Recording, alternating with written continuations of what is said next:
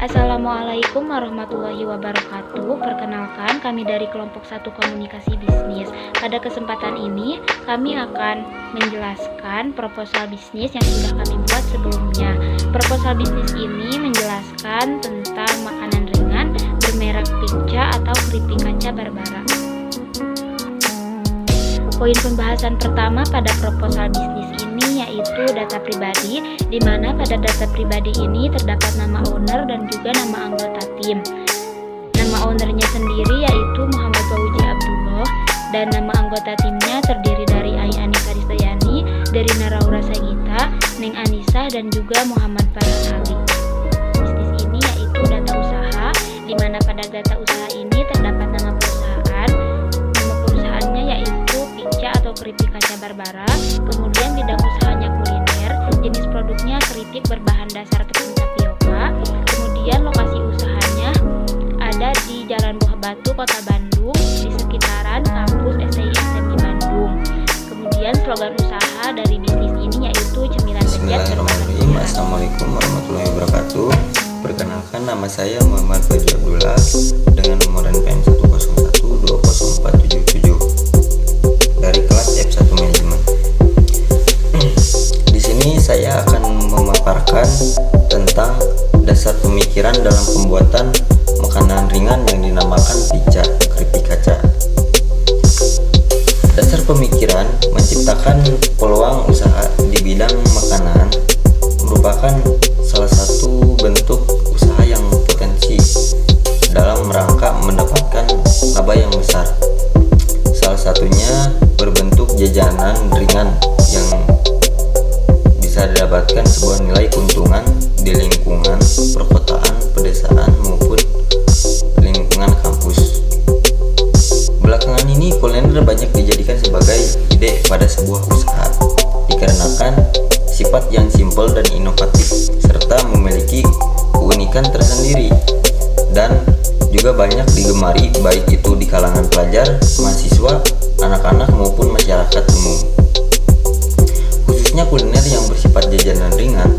Dengan peluang tersebut, maka saya tertarik untuk mendirikan usaha di bidang kuliner yang memiliki ciri khas yang berbeda dengan kuliner lain.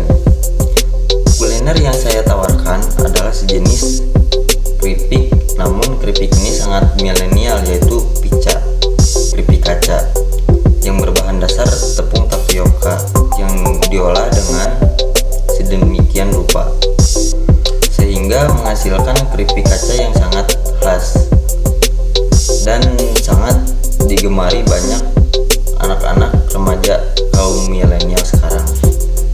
Assalamualaikum warahmatullahi wabarakatuh. Perkenalkan, nama saya Muhammad Farhan Ali dari kelas F1 Manajemen dengan NPM 1012044. Di sini saya akan menjelaskan yang bagian D, yaitu tujuan pembuatan usaha keripik kaca ini. Yang mana tujuannya ini terdiri dari 4 tujuan. Tujuan yang pertama yaitu memiliki penghasilan dari usaha keripik kaca ini. Yang kedua, menciptakan produk keripik kaca dengan ciri khas tersendiri dan juga digemari banyak orang. Yang ketiga, bisa menciptakan lapangan pekerjaan. Dan yang terakhir adalah mengurangi tingkat pengangguran dengan cara membuka cabang di beberapa lokasi, khususnya di Indonesia. Kemudian poin pembahasan selanjutnya yaitu detail produk, di mana pada detail produk ini membahas bahan baku, proses, dan juga kapasitas. Kemudian poin pembahasan selanjutnya pada proposal bisnis ini yaitu detail produk, di mana pada detail produk ini membahas bahan baku, proses, dan juga kapasitas. Keripik kaca yang kami sajikan berbeda dengan keripik kaca yang sering dijual di warung-warung ataupun tempat oleh-oleh pada umumnya, karena keripik kaca yang kami buat menggunakan bahan baku yang berkualitas, di mana bahan utamanya menggunakan tepung tapioka pilihan yang benar-benar terbuat dari singkong asli yang langsung dipanen dari kebunnya. Dalam sehari, produksi keripik kaca ini menghasilkan 60 pak keripik kaca dengan berat 70 gram dengan 3 inovasi rasa berbeda, yaitu rasa original ekstra daun jeruk, pedas manis ekstra daun jeruk, dan pedas gurih ekstra daun jeruk. Sehingga dapat diprediksi dalam 1 bulan kami dapat menjual sebanyak 1.500 pak keripik kaca dengan harga bahan baku per buah sebesar 2.500 dan harga jual per buah sebesar 5.000. Sehingga laba bersih yang dihasilkan mencapai sebesar Rp2.700.000 per bulan. Tempat utama usaha ini direncanakan di Jalan Buah Batu, Kota Bandung, dan kami juga akan mensuplai ke beberapa tempat sekitar kampus STIS dan di Bandung Business School. Lokasi ini kami pilih karena tempatnya sangat strategis untuk dijadikan target pasar kami, karena banyak para mahasiswa yang lebih memilih untuk membeli makanan-makanan ringan ketika mereka sedang beristirahat. Selanjutnya, pasar dan strategi pemasaran. Yang pertama, target pasar. Target pasar utama adalah mahasiswa STIS STMB Bandung dan masyarakat yang berdomisili di daerah dekat kampus Jalan Buah Batu, Kota Bandung, dan seluruh masyarakat Jawa Barat. Berdasarkan survei yang kelompok kami lakukan di sekitar Jalan Buah Batu, Kota Bandung, memang sudah ada beberapa warung yang menjual keripik kaca, namun dalam bentuk kemasan yang harganya sudah ditentukan. Yang kedua, strategi pemasaran. Di sini yang pertama, pembuatan rumah produksi khusus keripik kaca atau Fikca. Yang kedua, menerima pesanan dalam bentuk kemasan, mau kilogram ataupun bal. Yang ketiga, akan bermitra dengan toko-toko dan kantin di berbagai perguruan tinggi lainnya. Keempat, promosi akan dilakukan juga melalui brosur. Terakhir, dipasarkan secara online seperti dijual di Shopee, Tokopedia, Facebook, dan beberapa online shop lainnya. Aspek sumber daya manusia. Jadi, untuk menjalankan usaha keripik kaca Barbara ini tentunya dibantu oleh beberapa orang karyawan yang mana mereka berperan dalam proses pengolahan produksi dan juga pemasaran. Perkenalkan, saya Neng Anissa Nurajija dengan nomor pokok mahasiswa 10120492. Di sini saya akan mempresentasikan biaya produksi dan kebutuhan modal. Yang pertama, biaya bahan baku untuk produksi 60 pak keripik kaca per hari. Bahan yang pertama yaitu tepung tapioka dengan volume 3 kg. Harga untuk 1 kilogramnya 23.000 dan untuk 3 kg itu berarti 69.000. Dan yang kedua yaitu bon cabe. Volumenya 40 pieces. Harga 1 piecesnya yaitu 1.000. Sedangkan untuk 40 pieces itu berarti 40.000. Yang ketiga yaitu minyak goreng.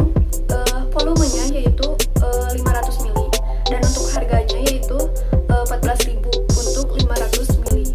Yang keempat yaitu garam. Untuk volumenya yaitu hanya secukupnya saja dan harganya yaitu Rp5.000. Selanjutnya daun jeruk. Volumenya yaitu 20 lembar. Untuk harganya yaitu sekitar 4.000. Dan yang terakhir yaitu air mineral. Volumenya 15 liter, harganya 18.000.